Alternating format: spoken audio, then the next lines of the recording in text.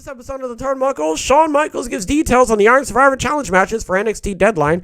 Logan Paul wants to face John Cena, and Chelsea Green is on her way back to the WWE. Folks, it's time to hit an atomic leg drop into some wrestling news because it's time for the Turnbuckle.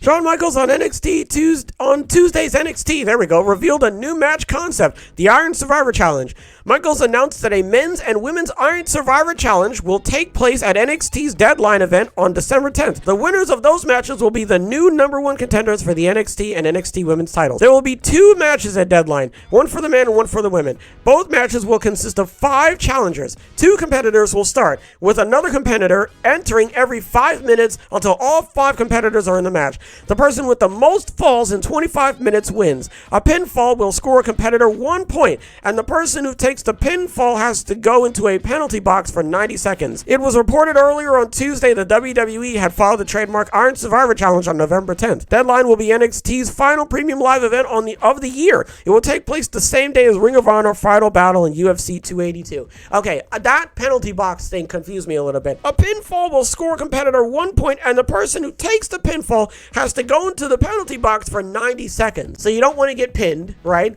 And if you do get pinned, you're in the penalty box, and that kind of ruins your chances of getting a pin, for the 25 minutes. And that's pretty much, I hit my finger on the thing. So that's pretty much what we're doing here. So it's one of those like most falls wins matches type deals. Okay.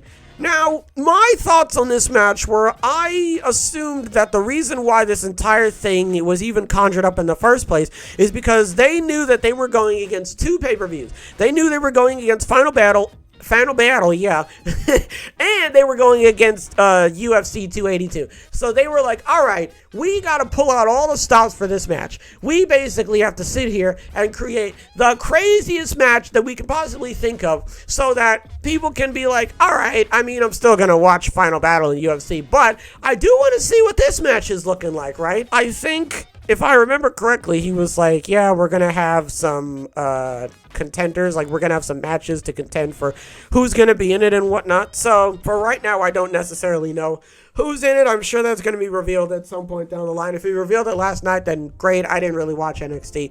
But yeah, that's really my thoughts on it, to be honest. I really think that they're doing this because, now I'm not saying that this is a bad thing. I think this is great. The penalty box thing is giving me TNA vibes. I don't remember what match that was, but I do remember they had a penalty box. And wasn't it like 2 people go in the penalty box and they start like beating each other up? I don't actually know. But okay, so what if that does happen then? I guess that is going to happen. So what if 2 people get pinned at the same time and they both have to go in the penalty box? I guess we're just going to have to wait and see.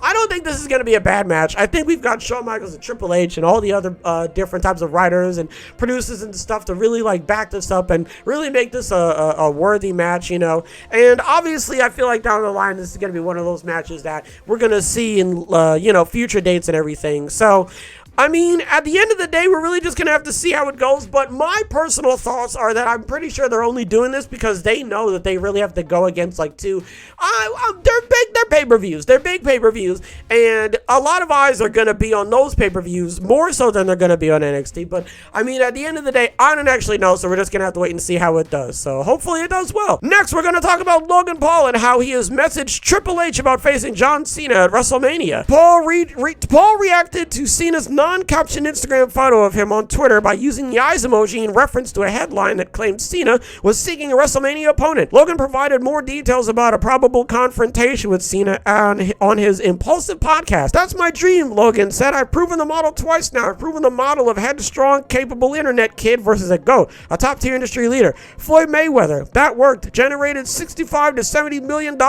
Reigns. Crown Jewel became the #1 most viewed international pay-per-view event WWE has ever had. I've done it twice. The reason is when I'm paired with a legend, a top-tier industry leader, the model works. At the Crown Jewel, John Cena posted me on his Instagram, and then I saw an article saying he's looking for an opponent at WrestleMania. I favorited it. Responded with the eyes. Truthfully, I think me versus John Cena would break the internet. I texted Triple H right away. Do you want to break the internet again? That's a dream match. WrestleMania in Los Angeles on my birthday. Triple H, throw me a bone. Give me a birthday present. Let me take out John Cena.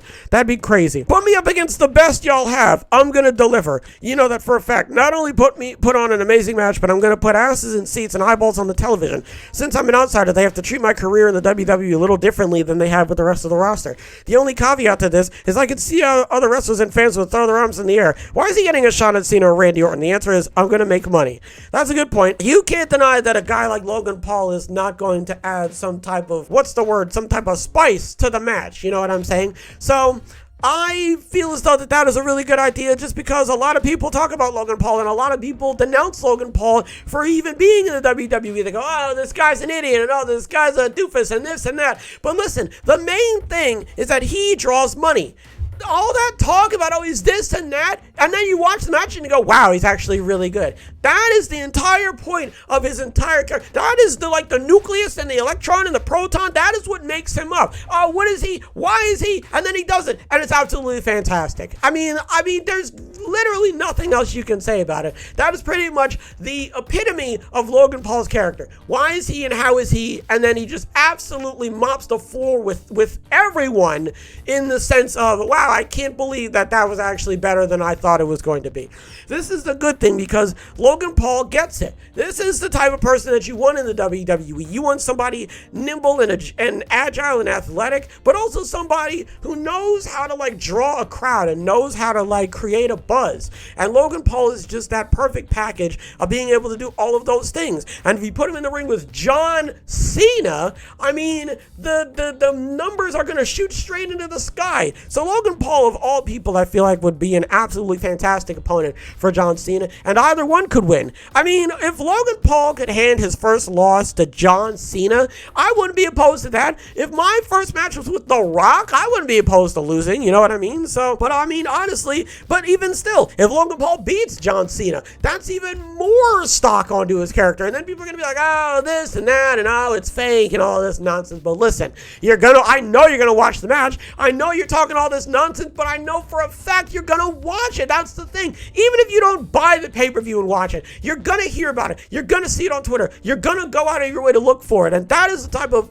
character that Logan Paul is, and that is the type of buzz that he generates. And this is why I think it is an absolutely fantastic idea for Logan Paul to be at WrestleMania. I don't know if he's actually going to be at WrestleMania. There's a potential chance that he could be. He could face John Cena. I don't actually know. But Logan Paul is perfect for this type of stuff. And I love when people are like, oh, Logan Paul this and Logan Paul that, and their eyes are glued to the screen. Of course they are. Of course you're going to watch it because you want to see him get his ass kicked, and then he doesn't. And then when you find out he's got another match, you go, ugh, now I got to watch this because I either A, want to see how good he's going to do, because man, that last one was good, or B, I want to see if he's going to get his ass kicked. You just want to see Logan get put on his ass, and then he never does. And it's that chase, it's the carrot on the stick that you keep running to.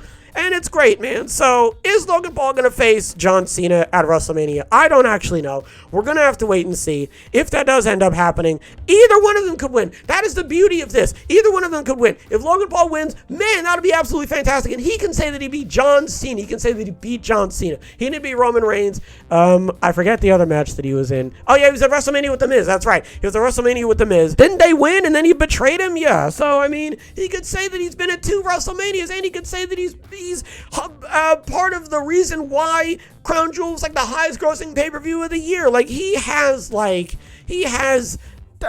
notches. He has reasons to brag. That's what I'm trying to say. He has reasons to brag. So, I mean, only time will tell what we're going to see. But honestly, man, if that does happen, then that'll be absolutely fantastic for everyone involved. WWE, Logan Paul, and John Cena all together. Finally, Chelsea Green is on her way back to WWE. Ringside News was able to confirm with a tenured member of the WWE creative team that Chelsea Green is already on her way back. Unless something is stalled, that Green is expected to make her return very soon.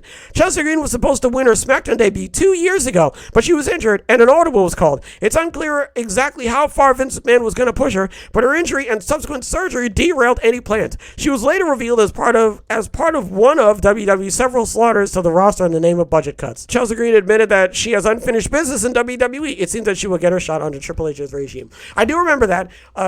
This was back in the Thunderdome era, if I remember this correctly. She kind of had the Kenta syndrome in the sense of she would be there, be in a match, get injured in the match, and then she would have to leave, and then she'd be out for a couple of months, and then she would come back, and she would get injured again in another match, and then she'd have to leave again. Obviously, you don't want to hear about that. Obviously, this has shades of Kenta in the sense of like, match, injured, leave, match, injured, So, I mean, it's not like she hasn't been doing stuff out of the WWE. I know that she's been in Impact, if I remember correctly. She's obviously, been going around and doing her thing and everything. And it's really the same with Bronson Reed as well, because Bronson Reed has also he hasn't really been in talks with the WWE, but a lot of people are really putting Bronson Reed in the same category in the sense of like, you never really got a full crack. I mean, you got a crack with the NXT North American title and you were in NXT and stuff like that, but you never really got a full crack on the main roster, So they kind of share that same,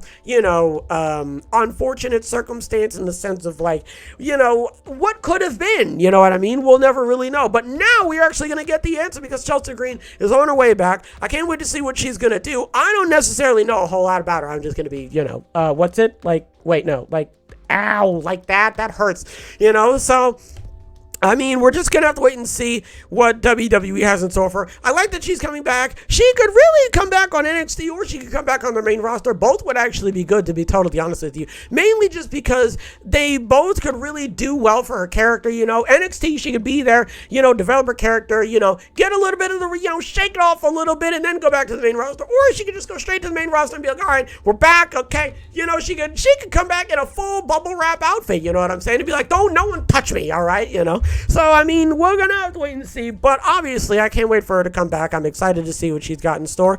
And I'm glad that, she's finally coming back after all these years, especially off of the fact that, she got injured a bunch of times and she never actually got to take a full swing at WWE. So, we're going to have to wait and see what's in store for her. What do we talk about? Shawn Michaels gives the details on NXT Deadline. Again, I think that the reason why they're doing this is because they know they're going up against two big pay-per-views and they're like, all right, we got to pull out all the stops for this one. That could be false, and I'm perfectly fine with that because I'm sure they were just like, hey, I have an idea for this and we're just going to make it a pay-per-view, so that makes sense.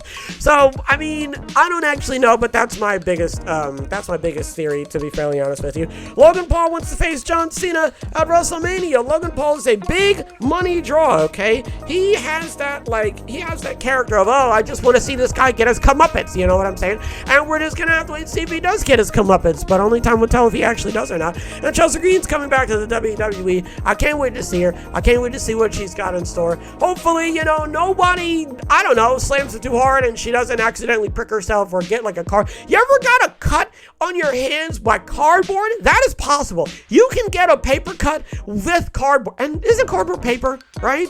I don't know. I actually have no idea. Isn't it like made with whatever? The point is, okay, she's going to come back. She's going to be a lot safer. She's going to, look over her shoulder and everything, Hopefully we're going to see what she's made of, all right? And, she's going to be back and better than ever. Folks, that's going to do it for this episode. Hopefully everybody has a wonderful tonight and a wonderful tomorrow. As always, big hugs. Big hugs all around.